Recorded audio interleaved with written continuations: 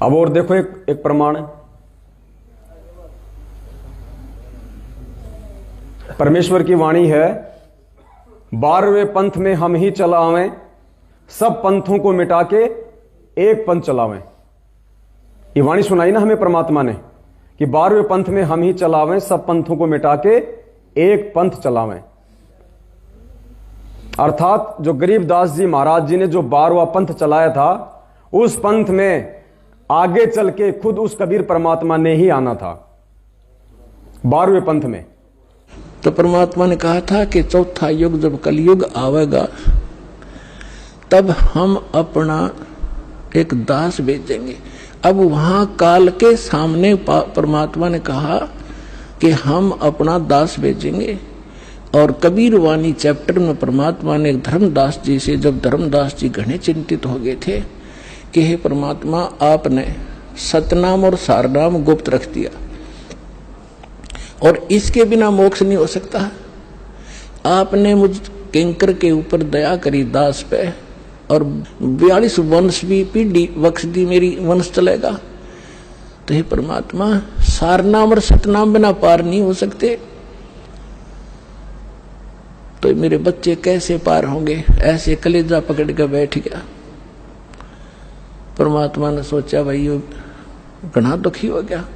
तो परमेश्वर ने कहा कि सुन ले, काल ने क्या कहा था, 12 पंथ करूं मैं साजा, नाम तुम्हारा ले करूं आवाजा। 12 पंथ नाम जो लेगी, हमरे मुख में आन समोही। जाओ जोग जीत संसारा, जीवन माने कहा तुम्हारा।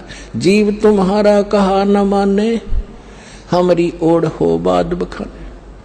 अब इतना समय नहीं रहा, मैं वो सारे प्रमाण आज नहीं दिखा पाऊंगा आपको कि 12 पंथ कौन कौन से हैं। तो 12 पंथ, 12वां पंथ गरीबदास पंथ बताया है, लिखा कबीर सागर में। तो परमात्मा ने कहा तू चिंता ना करे धर्मदास, जब 5500 वर्ष कलयुग बीत जाएगा तब या बिचली पीढ़ी आवेगी, और बिचली पीढ़ी तक यो ज्ञान और तत्व ज्ञान और सतनाम सारनाम कति गुप्त रखना है, नहीं तो काल के दूतों का हाथ लग जाएगा, मेरा सारा मिशन खराब हो जाएगा। तो परमात्मा ने देखा कि ये बिल्कुल चिंतित हो गया घना। तब परमेश्वर ने कहा धर्मदास, जब साची बताऊं तेरे ते। तब धर्मदास ने कहा कि भगवान आज कितना अच्छा समय है, कलयुग स्टार्ट है सन 1398 में और 1512 तक है, और आज भी लोग ना मानते, और आप कह रहे हो आगे तो भयंकर कलयुग पैदा कर देगा, काल ऐसा जुल्म कर देगा, हाहाकार मच जाएगी, इंसान करत गनी हो जाएंगे। तो उस समय कैसे पार होंगे? आज तो आप भी विद्वान हैं और फिर भी ना मान रहे ये लोग। तो परमात्मा ने कहा जब 5500 वर्ष कलयुग बीतेगा और बर्मा वंश चल चुका होगा इस काल का, यानी गरीबदास पंथ तक, तो उस बार में पंथ में मैं आऊंगा स्वयं, और फिर सभी पंथों को खत्म करके एक पंथ बनाऊंगा, और सारी सृष्टि मेरा ही नाम लेगी। तेरे 42 वंश क्या सारी सृष्टि न पार करूंगा धर्मदास, इन 42 की तो चिंता छोड़ तू। तब उसका दिल डटा था, और काल के सामने परमात्मा ने थोड़ा सा भेद रखा कि मैं अपना अंश भेजूंगा। तो यहां परमात्मा ने साफ कर दिया, जो सच्ची बात थी परमात्मा ने इस धर्मदास वाले सत्संग के माध्यम से आप और हमारे को समझा दी कि धर्मदास मैं स्वयं ही आऊंगा। और फिर क्या करें गुरुजी, काल के आगे परमात्मा ने थोड़ा सा भेद रखना था कि मैं मेरा अंश भेजूंगा। तो परमात्मा तो झूठा नहीं हो सकता ना। और कौन से पंथ में आएंगे? 12वें पंथ में। अपने आत्मा को ध्यान से सुनना, अब आपके समझ में आ जाएगा कि 12वें पंथ में कौन आया है और 12वां पंथ कब से कब तक है। तब आपके समझ में आ जाएगा कि 1951 में ही यह परमात्मा इस धरती पे आ चुका है। 12वें पंथ में हम ही चलावें। अब 12वां पंथ स्टार्ट किसने किया? गरीबदास जी महाराज जी ने। और 12वें पंथ का लास्ट संत कौन था? स्वामी रामदेवानंद जी महाराज, अपने दादा गुरुदेव। लास्ट थे ना,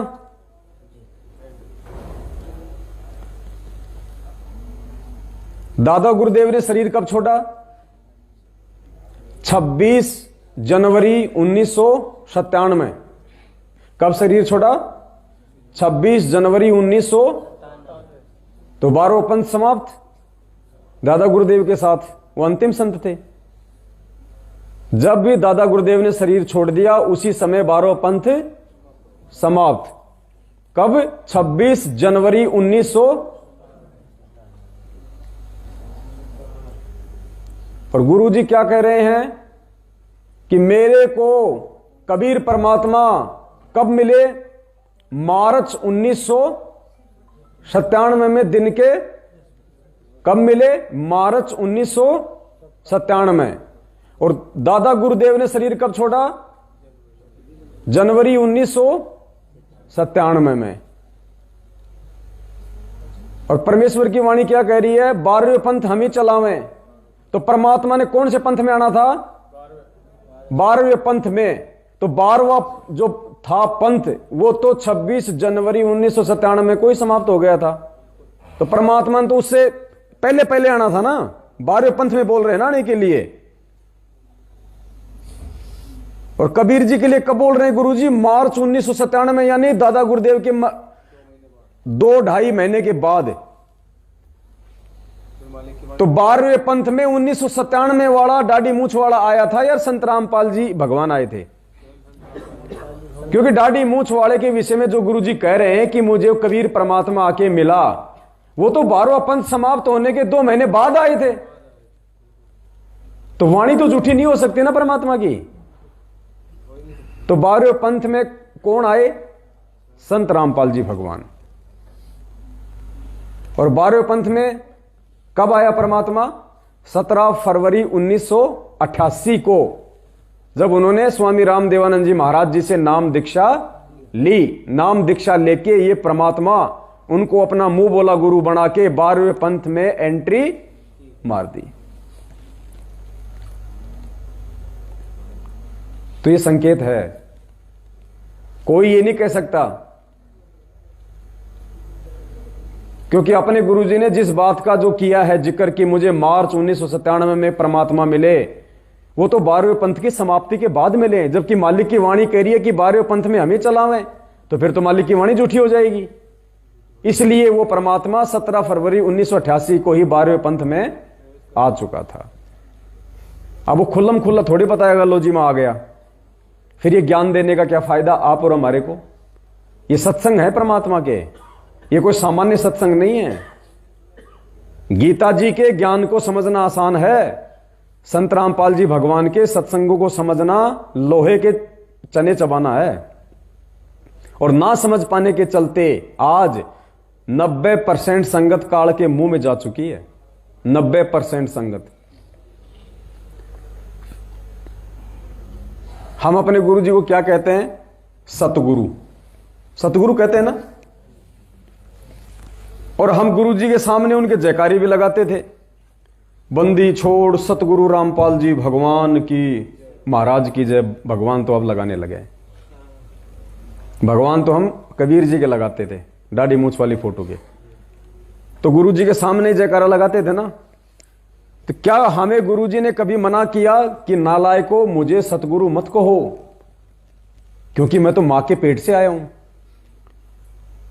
मुझे सतगुरु मत कहो? कभी कहा गुरु जी ने? सतगुरु की क्या पहचान है? सतगुरु की क्या परिभाषा है? ना सतगुरु जननी जने और जाके माना बाप, ये परिभाषा है ये सतगुरु शब्द की। ये वाणी फैल नहीं हो सकती पर उस मालिक की। ना सतगुरु जननी जने, यानी जो सतगुरु होगा वो जननी से जन्म।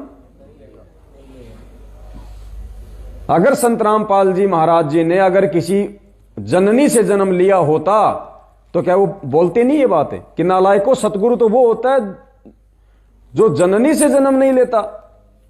कहा कभी उन्होंने? क्यों नहीं कहा? अब मैं आपको कहूं सतगुरु, आप स्वीकार कर लोगे? तीसरी बात, हम उनके शब्द से पहले क्या लगाते हैं? बंदी छोड़, बंदी छोड़ सतगुरु रामपाल जी महाराज की जय। आश्रम में बोलते थे ना सत्संगों के बीच बीच में, क्या गुरुजी ने कभी कहा कि नालायको ये बंदी छोड़ शब्द मत लगाओ? बंदी छोड़ शब्द तो उस परमात्मा के लिए है, मेरे लिए क्यों लगा रहे हो? कहा कभी? क्यों नहीं कहा?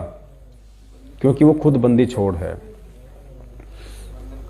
जब हम आरती करते थे, आरती आज भी करते हैं, गुरुजी के साथ साथ आश्रम में भी करते थे, और क्या बोलते थे? बंदी छोड़ कबीर साहिब की जय, बंदी छोड़ गरीबदास जी महाराज की जय, स्वामी रामदेवानंद जी महाराज की जय। और फिर क्या बोलते थे? बंदी छोड़ सतगुरु रामपाल जी महाराज की जय। पूरी आरती में जो 11 जो गुरु प्रणाली है उनमें केवल इन 3 के लगाते हैं बंदी छोड़। बंदी छोड़ और किसी के तो नहीं लगा, दादा गुरुदेव के तो बंदी छोड़ नहीं लगा, लगा किसी के? क्या गुरुजी ने कभी मना किया कि नालायक को ये बंदी छोड़ शब्द तो उस परमात्मा के लगता है, मेरे क्यों लगा रहे हो? क्यों नहीं कहा? क्योंकि ये खुद बंदी छोड़ है।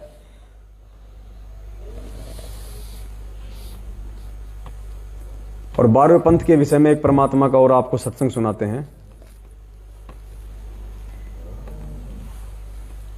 उसमें परमात्मा ने बिल्कुल अपना नाम लेके स्पष्ट कर दिया कि 12वें पंथ में कौन आया है। सब पंथों को मिटा करके एक पंथ लाएंगे, हम ही आएंगे। गरीबदास वाले पंथ में ये रामपाल दास, 12वें पंथ हम ही चल आवे। परमेश्वर कहते हम आएंगे चलकर उसमें 12वें पंथ में आगे चल के, और सब पंथ मिट एक ही पंथ चल। साफ किया परमात्मा ने, स्पष्ट कर दिया कि 12वें पंथ में कौन आएगा और कौन आया है। एक बार और सुन लो फिर से। सब पंथों को मिटा करके एक पंथ लाएंगे, हम ही आएंगे। गरीबदास वाले पंथ में ये रामपाल दास, 12वें पंथ हम ही चल आवे। परमेश्वर कहते हम आएंगे चलकर उसमें 12वें पंथ में आगे चल के, और सब पंथ मिट एक ही पंथ। साफ है, क्लियर है? किसी को कोई डाउट है इसमें कि 12वें पंथ में कौन आया है? तो भाई ये परमात्मा है, ये खुद है।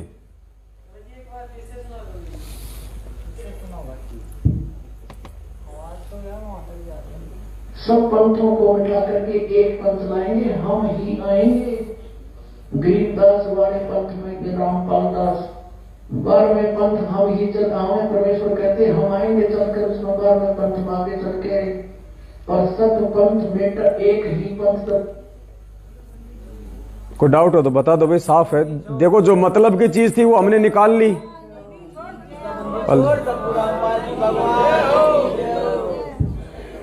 अब वेदों में ना जाने कितने श्लोक हैं, क्या गुरुजी ने हमारे को सारे पढ़ाए हैं क्या?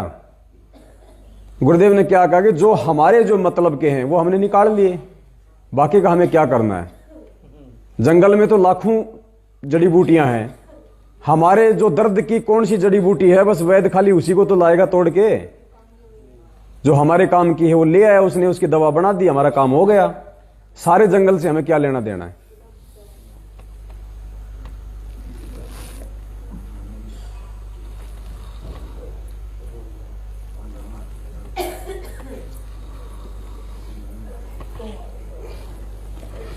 भगत जी को थोड़े लड्डू थोड़े कम कम खिलाते हैं उनको।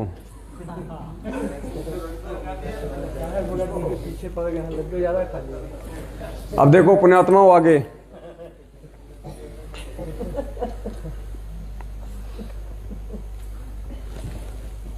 गुरुजी अपने सत्संगों में बार बार जिक्र करते हैं कि इस परमेश्वर का जो ये 13वां जो ये कबीर पंथ है, ये कब से चला है?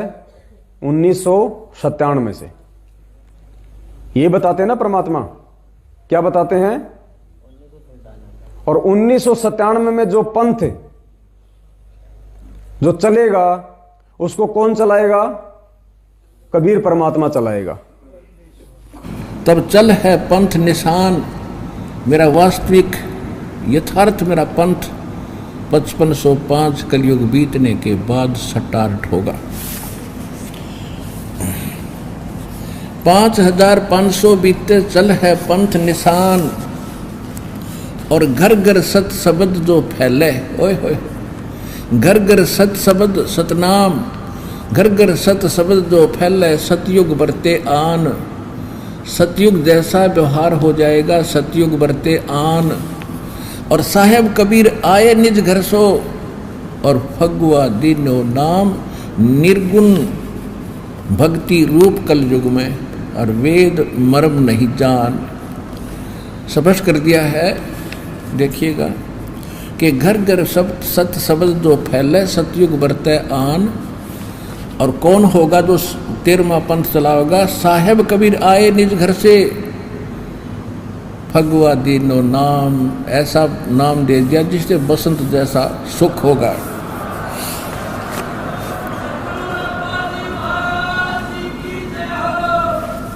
तो 13वां जो कबीर पंथ है वो कब चलेगा? 1997 से। और उसको चलाने वाला कौन होगा? कबीर परमात्मा। जबकि ये 13वां पंथ 1994 से ही स्टार्ट हो चुका है।